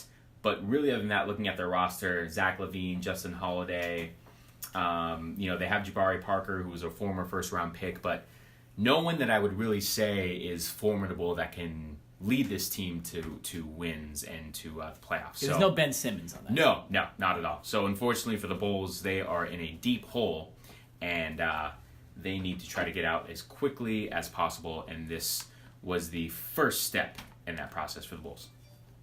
Nick, do you care that the MLS Cup, the Portland Timbers versus the Atlanta United, is coming up, I believe, this Saturday? Yes. No, I don't care. Oh, okay. I thought you would. No, I don't know. I don't. I was disappointed a little earlier this season that the Galaxy weren't able to make it. I was at the game. They were eliminated from the playoffs. And then LAFC was eliminated in the first round of the playoffs in somewhat of a disappointing game as well. I believe by these Portland Timbers, but I'm not going to come out and say that because I don't know for sure. But the one interesting thing about this game is it's being played in Atlanta. That's Mercedes-Benz Stadium. And this team has averaged like 50,000 fans or something crazy. These people come in and sell out this stadium, and they continue to make that place a hard place to play, whether it be the Falcons, whether it be SEC championship game, whatever. That is the one interesting thing, is that both these teams have a crazy atmosphere as far as their fans, but Atlanta United is just a little crazier, and so. That if you're a fan of watching entertaining crowds and watching spectacles, this is you might want to watch this Saturday, because it is entertaining to watch how soccer is still it's getting a little upped in our society, and fans are really getting behind it. So, Jared, next question: do you care that Brandon Browner is going to state prison for 8 years for attempted murder? No, I don't care. This is just another sad example of a NFL player, former NFL player, not having his head on straight. And I'm not going to sit here and pretend like I know what's going on in this guy's life, because I don't. So I don't want to sit here and say, oh, well, because of this and because of this is why he went and assaulted his ex-girlfriend. But from reading the reports, he broke in to his ex-girlfriend's apartment, which is in Laverne, which is about an hour away from where we are now. Yeah. Just up the road in California, just up to 5. He allegedly chased her, dragged her, and then smothered her head like in the carpet. Yeah, all in front of her kids. Yeah, all in front of her kids. Yeah, you know what? It's one of those days, Jared. It is, and it's tough to put into words these types of outcomes. I mean, if there is a video of this, which I hope there's not, I don't even want to see it. Yeah. I'm tired of seeing these types of videos. Well, he's going to state prison, so I'm sure. Right, of people being abused like this and completely taken advantage of. And I'm not saying that this is the case, but, a lot of times athletes or stars or people that are in the spotlight feel that they are above everyone else and can do things and get away with things. And obviously this isn't the case. So, yes, you deserve all 8 years, and you probably deserve a little more, because this is not the first time that he has been in trouble with the law. So, unfortunate for him, but this is what happens when you want to break the law. And I don't care if you've been an NFL player before, that does not grant you any type of leeway or something like that to go out and physically assault anyone, whether it be a man or a woman or anything like that. So, no, I do not care, because we will not be talking about Brandon Browner ever again on this show. Yeah. Nick, do you care? And I think I have a feeling about this one, that Tyson Fury and Deontay Wilder ended up in a draw. Yeah, I care about this. There was nice build up to this. It happened at the Staples Center. So on American soil with an English fighter versus a fighter from Alabama, Deontay Wilder, who's just, after watching the fight, the guy has the hardest punches I've ever seen in my life. But the interesting thing about this fight was that Tyson Fury, the lineal heavyweight champion, he won that title 3 years ago against Vladimir Klitschko. And since then, he went on a drug-infused, alcohol-infused binge and almost killed himself and went into a depression and came out of it. And one of the reasons he wanted to come back and be in this big fight, and he had 2 fights before this heavyweight fight, but was because he wanted to prove that people with a mental illness can still come back and get out of it. And so credit to him for all that. He gave all his earnings from this fight, which was $8 million, all to charities devoted to those types of, to helping that awareness. And then you had Deontay Wilder, who literally, think about this, Jared, when he was a young kid, he was 19, he had a daughter that had, she had some disease. I can't remember exactly what disease it was, but he was 19. And he wanted to become a professional football player for Alabama. He was from Tuscaloosa. That was his hometown. If you look at the guy, he probably could have played for them. He's 6'7", 215 pounds. Jeez. Yeah. Tyson Fury, 6'9", 260. But, yeah. So just freaks. True heavyweights. But Deontay Wilder, to give him credit, too, also has, he needed some money. So he decided to box and made the Olympic team within a year. and ended up winning the bronze medal, I believe, the 2008 Beijing Olympics after less than a year becoming a boxer. And the only reason he started was because he needed to make money to help his daughter's medical fees. So a great man right there. He also, I believe, has 6 other kids. So both these guys, they struggled to get to this point, and they were here. And Deontay Wilder was coming in as the heavyweight champion. Tyson Fury, technically still the heavyweight champion as well, the lineal heavyweight champion. And Tyson Fury won almost every single round. Deontay Wilder had knocked him down in one round and then came to 12th. And if you've seen it, you know what I'm talking about. Tyson Fury rose from the dead in the 12th round. Because Deontay Wilder, with a right hand and left hook combo, the left hook hitting him while he was on the way down, Tyson Fury was on his back, laid out, looking like he was dead meat, and he got up at 6, like professional wrestling, and got up and stood up, and the ref gave him time. Then Deontay Wilder went at him, and it ended up drawing. And there's obviously a lot of controversy. I'm okay with the draw because both guys did what they did. Tyson Fury was able to play the defense and was able to get him with a couple jabs, and Deontay Wilder showed that he still has that power by knocking him the hell out twice, and Tyson Fury somehow coming back. But great story for both these guys. I don't know if there will be a rematch because they kind of proved that both of them are kind of who they are. The next fight to happen is probably Tyson Fury versus Anthony Joshua, who ducked both these guys before the fight. But enough about boxing. It was an extremely entertaining fight and a great ending in the 12th round. Both guys kind of doing their thing.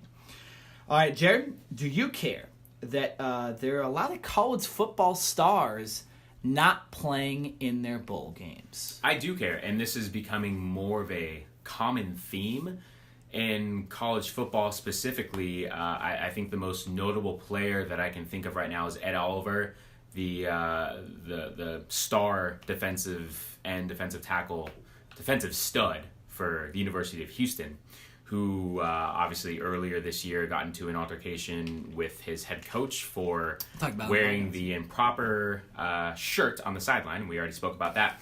But he is one of the many players that, Nick, you just mentioned, who is not going to be suiting up in a bowl game. And you know what? I can't disagree with some of these players. Listen, when you have millions of dollars potentially on the line, you know that you are going to the NFL and you're not playing in the college football playoff. Yeah. I probably would not play in a bowl game either, right? Unless it were the college football playoff and my team had a legitimate shot to win a championship, then I would be focusing all of my attention on training and getting myself ready for the upcoming NFL draft and becoming an NFL player. And many people will sit here and say that's selfish and that's not why you go to college and that's, you're letting your teammates down. Well, guess what? These athletes in today's world, that is why they go to college. You go to college to play sports to elevate yourself potentially to the pro level, right? So this is just a step in the process for many of these athletes who have an opportunity to play at the pro level. And so, like I said, to wrap this up, I can't sit here and say much against these players. And we've seen Jadeveon Clowney, we've seen Marcus Lattimore, Christian McCaffrey. We've seen so many players who have chosen to play, and I respect these players for playing, and then they injure themselves, and sometimes significantly hurt their draft stock, where they now lose millions of dollars because they decided to play in a bowl game. And I'm not sitting here saying it's meaningless. If you choose to play, that's fantastic, and I'll side with you that way. But if you choose not to play and get yourself ready for the combine, then I will also side with you on that front. Nick, last question for you, sir. Do you care? Markelle Fultz is now out with 2 months after being diagnosed with nerve damage in his shoulder. I don't, because I'm not a 76ers fan, and the 76ers are already good with Butler, Simmons, and Embiid.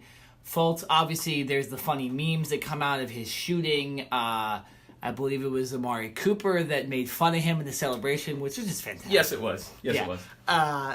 And so now we see that there's a legitimate problem with his shoulder, so they tell us. But, it gives him an excuse to take the 2 months off and maybe fix his mental problems with his shooting that he has, because I think that's what it is. He can have nerve problems, but I don't know. It looks from the way he's shooting, it's more of a mental thing. I get that you have nerve problems, but why are you bouncing the ball in between your hands? You know what I'm saying? That just doesn't make a lot of sense. But nonetheless, he's out for 2 months. This gives the 76ers kind of a 2 months to also decide what they want to do with him, because they don't really need him anymore. They already have a ball handler in Ben Simmons. They have a star center in Joel Embiid. Now they have more of a legitimate star in Jimmy Butler. So we'll see if this ends up being a trade down the line. I don't think you can trade players when they're hurt in the NBA, so they'll have to wait 2 months. But I don't think they need him. So we'll just see what the 76ers do, and we'll see what Fultz ends up doing. And hopefully he fixes it, because you never like to see these big busts, especially number 1 picks, and we've seen too many of them lately. That is it, Jared. That is it for Do You Care? You wanted to keep going. I was looking for another question, but it was a Cover 5 question, so we're gonna wait till after the break to ask that. On Cover 5, we're gonna be talking hockey.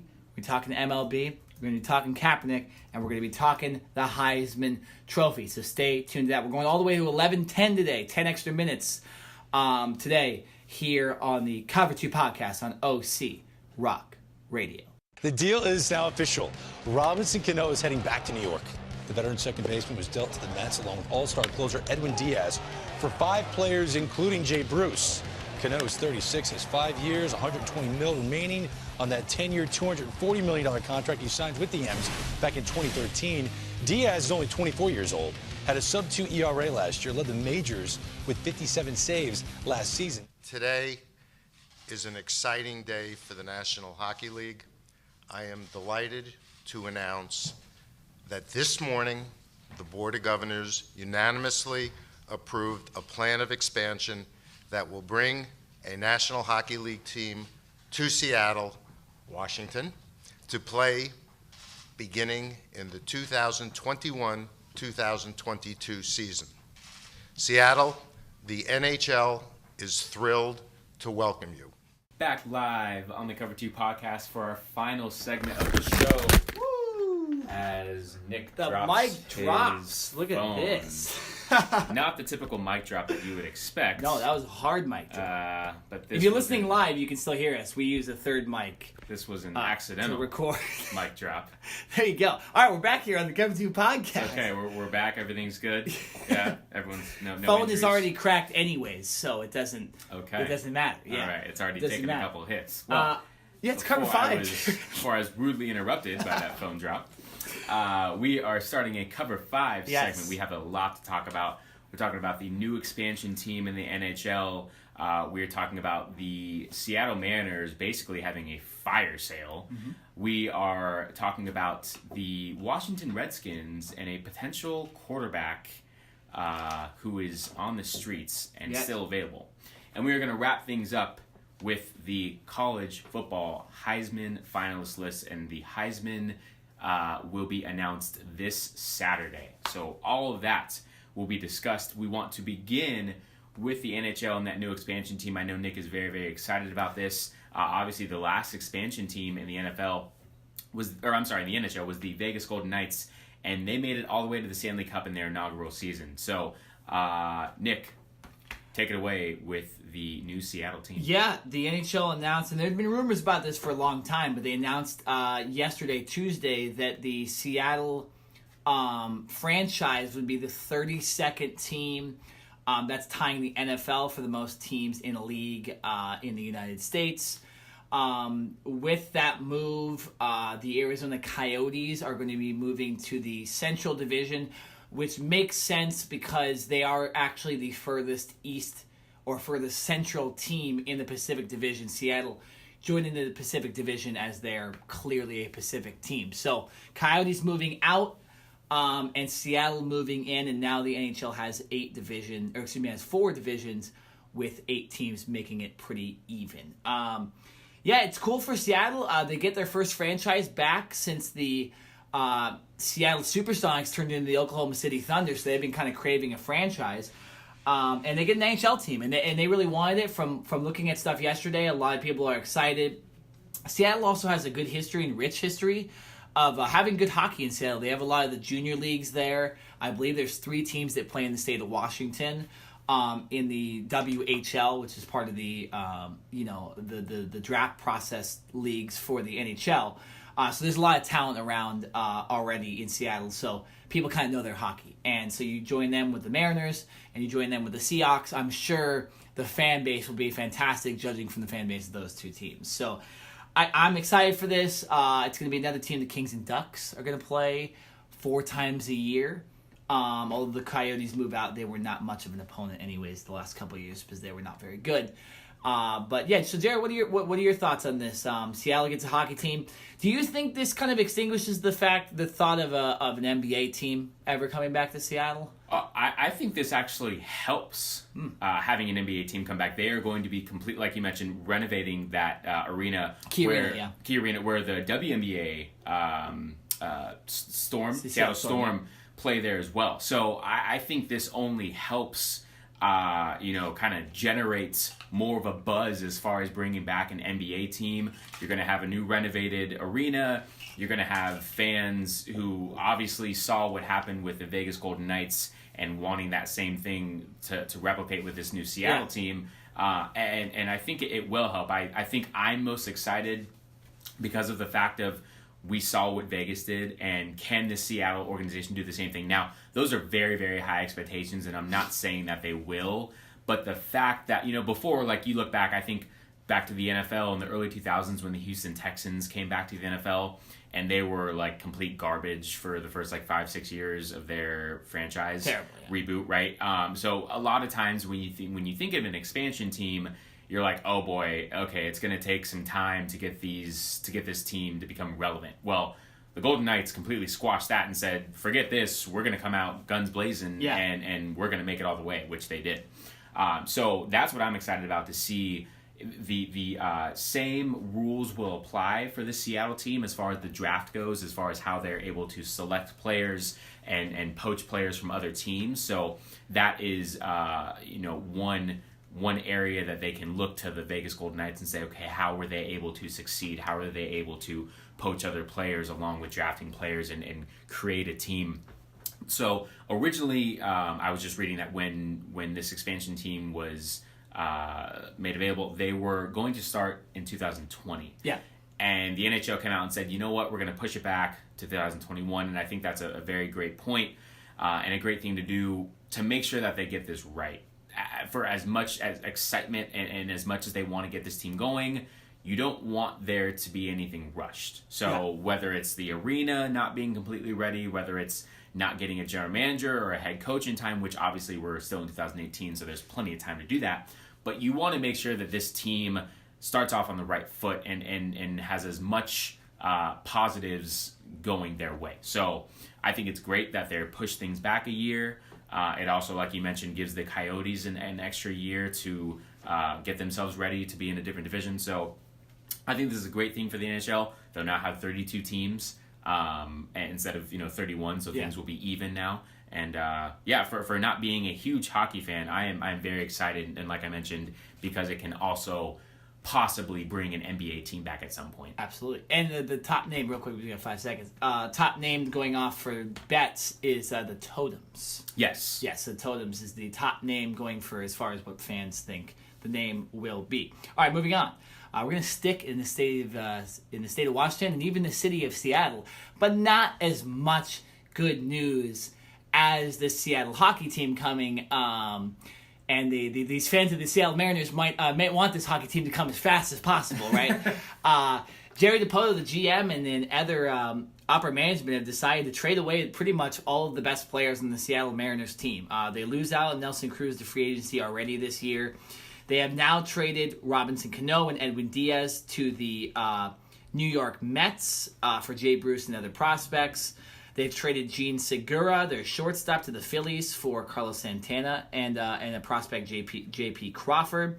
They traded their top reliever, Alex Colomé, to the White Sox. I think they traded their franchise to the NHL, too, because it's, But, so they've given away 4 of their best players and lost another 5th player. Jay, what's going on with the Mariners?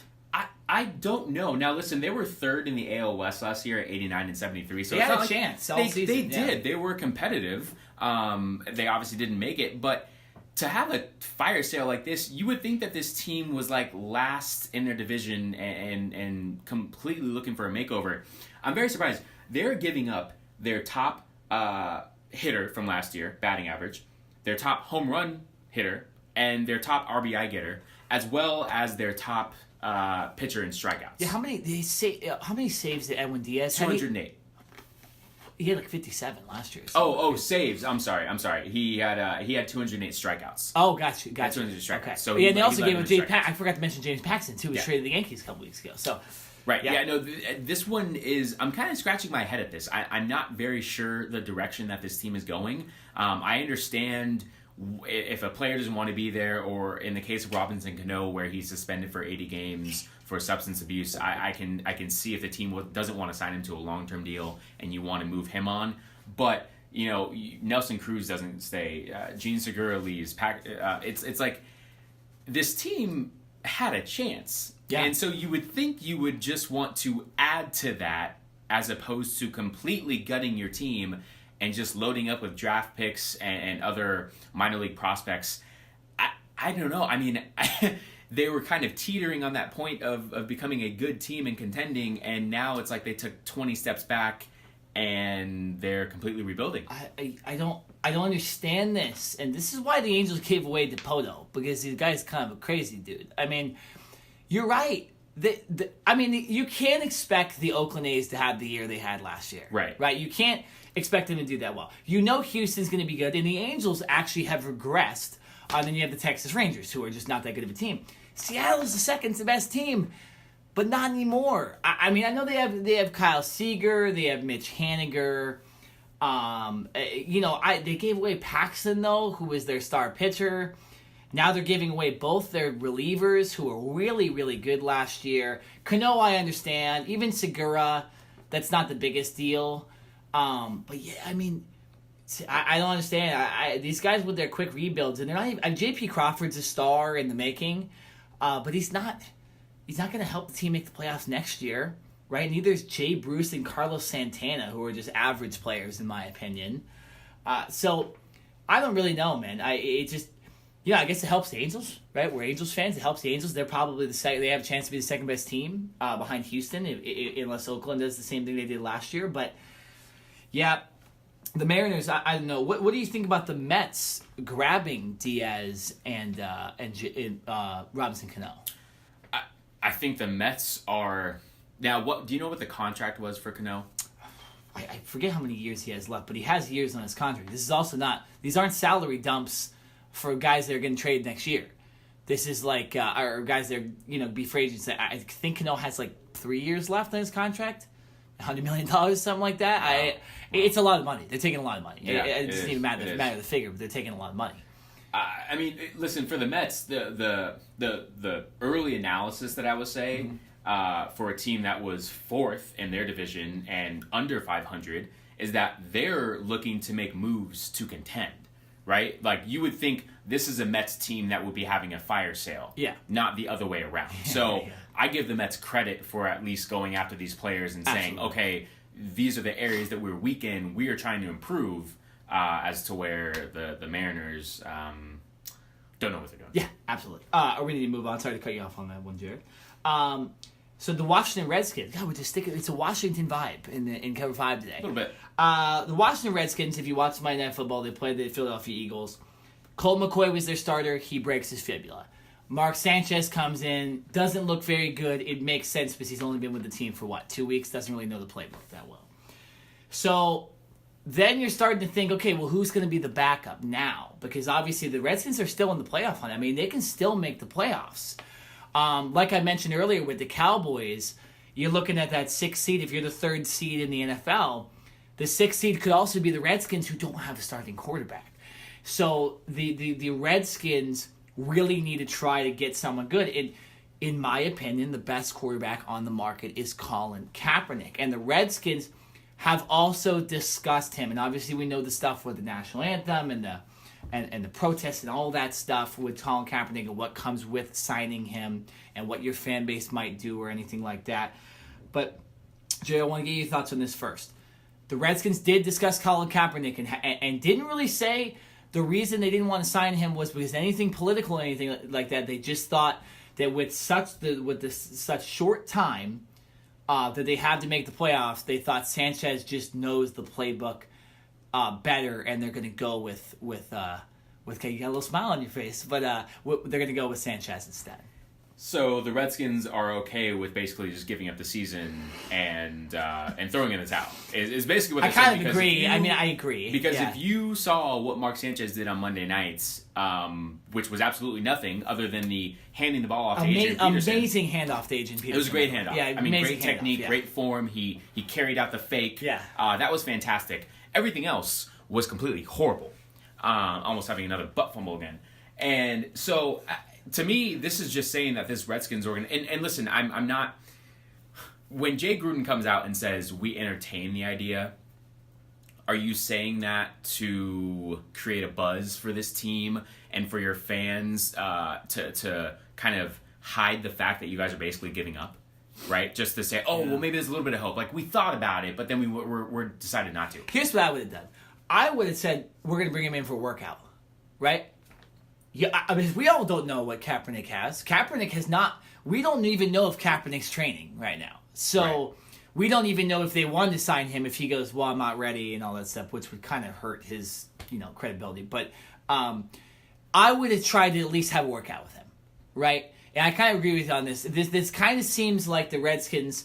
they've obviously been dealing with the Reuben Foster thing. Their vice president said something stupid about the whole Reuben Foster situation.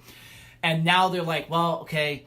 people are going to ask us about Kaepernick since obviously Mark Sanchez is not a very good quarterback. And Kaepernick, you could say, he is better than Mark Sanchez. Let's just say that even though we did talk about him and it was civil and we didn't talk about politics, let's just mention that we talked about him. I think you got to work him out, though. You got to show that you really wanted the guy. And there you could say he doesn't know the playbook. We don't think he'll know. He's not the type of player we have at quarterback anyways. He's more of a run guy. We have Smith and McCoy. That's not the kind of system player we want.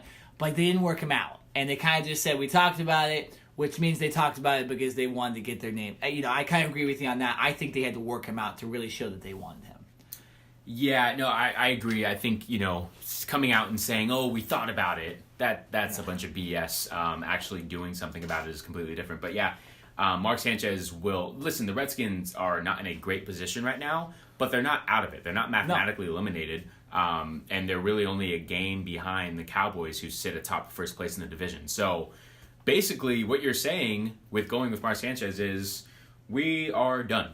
I believe they put a few more players on IR this week. Quentin Dunbar, one of their cornerbacks. Damn. Jonathan Cooper, one of their left guards, who tore his bicep on Monday Night Football. And so they're basically going with a lot of backups now and saying we don't have what it takes, nor are we willing to really bring on Kaepernick. Okay, and you know why I can't respect that either? Because the Cardinals played a fourth-string quarterback in the playoffs with Ryan Lindley against the Carolina Panthers a couple years ago. So, come on, Redskins, you got guys, right? You can sign. And, maybe they should have had a young guy in the wings, too, and not gone with Colt McCoy as the full backup. I know you don't expect two quarterbacks to get hurt, but I'm just saying. I think Kaepernick would have been the best choice. It would have been the best guy to help their team make the playoffs, but I'm not going to sign him. All right, moving on to the last topic of Cover 5, sticking to football, and ending the podcast the way we started, talking about college football, the Heisman Trophy, to add the stuff that's on Saturday night. The Heisman Trophy ceremony is going to be happening. The tradition happens on the week where there's no college football. And the three finalists are Tua from Alabama, Dwayne Haskins, and Kyler Murray. And real quick, I just want to give you guys an interesting fact on this. If you look at these three quarterbacks, last season, Tua was the backup to Jalen Hurts. Dwayne Haskins was the backup to J.T. Barrett, and Kyler Murray was the backup to Baker Mayfield. So it shows what kind of depth some of these top teams have. But nonetheless, I'll give my opinion on this first. I think you have to give it to Tua.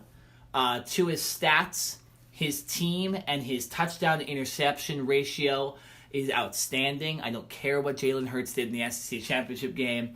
Tua, I think, is the best player in college football and has played like the best player in college football. So I think Tua wins it. But Dwayne Haskins, Kyler Murray, they're not too far behind him. I just think Tua has had one of the best seasons I've seen from a quarterback, especially from a lefty quarterback in the last couple of years. So, I'm going to go with Tua. I think with the team being so dominant and his stats being so good, I think I'm going to go with him as my Heisman winner. I don't have to think about this. Tua wins, Yeah. right? Alabama is a great team. They've got 5-star guys as their third and fourth depth guys, right? They're loaded. We know that. Yeah, look at their backup quarterback. Tua has elevated this offense to score over 40 points a game and literally put them, like I said earlier on the podcast, in another stratosphere. Which is something that Alabama doesn't. hasn't been this high scoring team. No, Alabama doesn't get the elite, great quarterbacks, right? I would say if there's one knock maybe on the SEC, it's the fact that they don't necessarily recruit well with great quarterbacks of the air raid offense. They do better with pro style guys that run pro style offenses. You don't in the Big 12, Big 10, ACC, you get more of those big time quarterbacks. So for Tua, what he's been able to do with this Alabama team, and like I said, average over 40 points a game, I think he definitely deserves it. He's thrown for over 3,300 yards. The reason I won't give it to Tyler Murray is because he's in such an air raid offense. You expect him to do that. That's what he should do, right? That's basically the only argument I have against him. Like I expect it. It's not anything that's completely like surprising or oh my gosh. Now if he were to have a down year and weren't have the stats that he had, then yes. But I expect that from him. Dwayne Haskins, the knock on him is that he hasn't been as consistent. The first 3 games of the year, I think I would have given him the Heisman Trophy if the season ended after 3 games. He was that good. Throughout the season, obviously, that loss to Purdue was very, very bad on his record. And he hasn't had the same consistent numbers as Tua or Murray have. So even though he's been good and he's led his team to only 1 loss on the season, I think Tua on a consistent basis has been the best player in college football. Yeah, no, Tua. You look at, and I'm glad.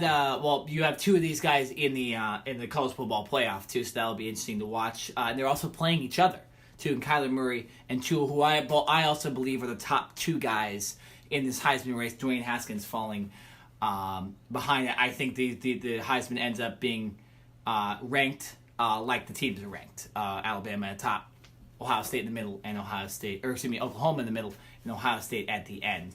But it should be interesting to see Tua and Kyler Murray face off. Obviously, you have 2 Heisman quarterbacks, just adding to the reputation of this big game coming up between Oklahoma and Alabama.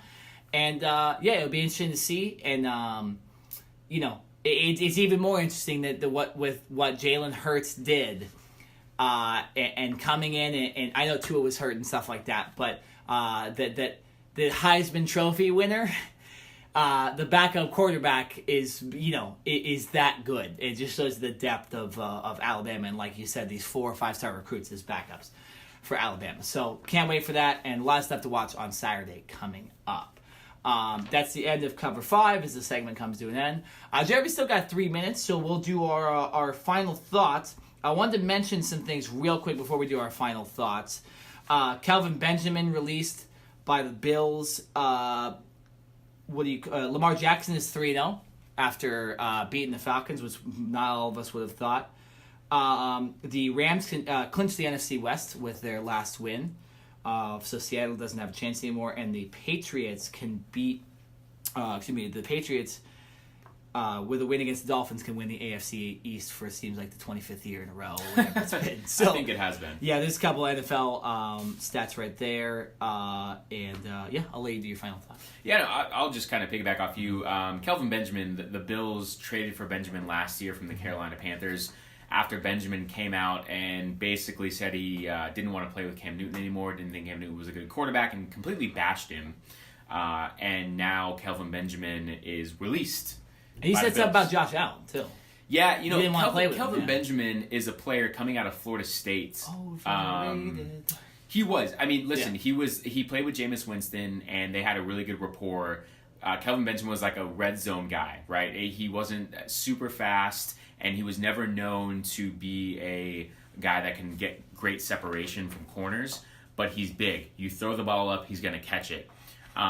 Basically, every single offseason since he's been in the NFL, he has had weight problems.